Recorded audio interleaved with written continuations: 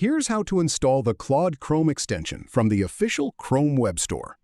Open Google Chrome and look at the top right of the browser window for the small jigsaw puzzle icon. This is the Extensions menu.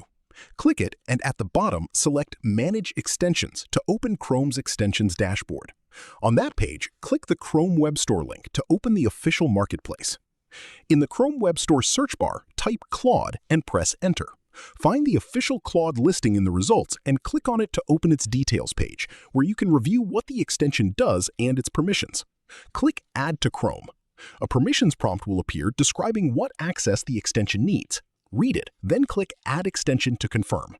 Chrome will download and install the extension automatically, often showing a brief confirmation notification. The extension icon will now appear in your Extensions menu behind the puzzle icon. Click the puzzle icon anytime to find and open Claude directly from your browser toolbar. If this helped you out, hit that subscribe button for more straight-to-the-point tutorials on step-by-click.